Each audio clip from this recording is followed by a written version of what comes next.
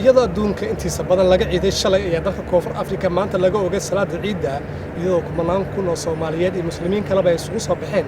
fagaaraha waaweyn ee ku yaala magaalada Cape Town ee dalka koonfur afrika ayaa maanta waxay kaamirada TV-ga caalamiga Universal qabanaysay dadka oo isku marxabeynaya waxaana mikrofoon kala dhex marnay qaar ka mid ah Soomaalida koonfur afrika inagoo fursad u siinay in ay salaamaha iyo ciidda gaarsiiyaan qaraabadooda iyo asxaabtooda waxaan halkan ka salaamayaa hooyaday Xaawo Xuseen Cabdulle waxaan halkan ka salaamayaa walaalahay waxaan halkan ka salaamayaa heer Muqdisho qaasatan heer Yaaqshid inta maqalka iyo muuqaalka taqaano waxaan leeyahay ciid wanaagsan adarsan aad u faraxsanahay ugu horeen hooyadeeda iyo walaalahay Assalaamu calaykum waraxmatullaah waxaan halkan ka salaamayaa reer Qoryooley siday u wada dhan yihiin intii maqalkayga iyo muuqaalkayga taqaano halkan ka salaamaya ummadda muslimiinta meel walba ee dunida ka joogaan qaasatan waxaan salaamayaa waalidkay ma arkaysa hooyaday Faadumo Cali Maxamuud walaalahay dhammaan meel walba ee dunida ka wada joogaan ciid wanaagsan ayaan leeyahay ummadda Soomaaliyeed gaar ahaan waxaan salaamayaa waalidkayga walaalahayga dhammaan muslimiinta Soomaaliyeed iyo ciid wanaagsan assalaamu calaykum muslimiinta dhamaantood halkan waxaan ka salaamayaa dhammaan walaalahay muslimiinta ciid wanaagsan assalaamu calaykum waraxmatullaahi wabarakaatuh ciid mubaarak kullu caam wa antum bikhayr walaalaha Soomaaliyeed iyo walaalaha muslimiinta meel walba ay joogaan ciid mubaarak ayaa leeyahay farxad ku ciida anteed waan salaamayaa meel kasta ay joogaan ciid wanaagsan waxaan halkan ka salaamayaa dhammaan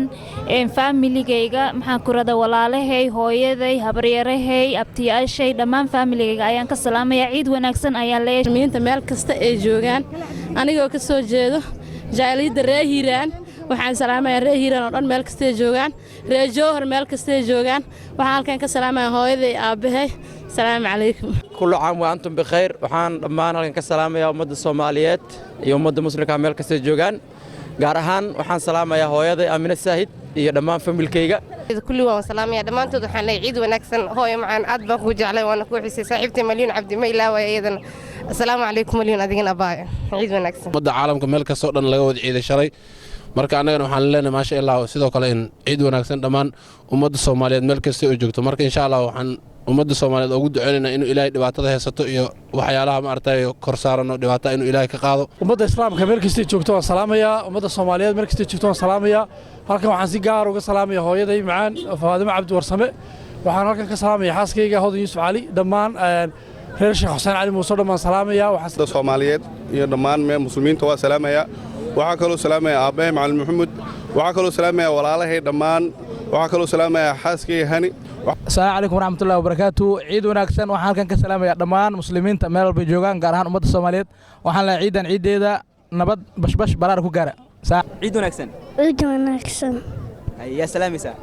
هيدي يا أبي وهيدي يا ويرياشي قفل بالصومالي ذا عيد وناكسن محمد المصنور دغدرج شو نفاسلتي في سود أفريقيا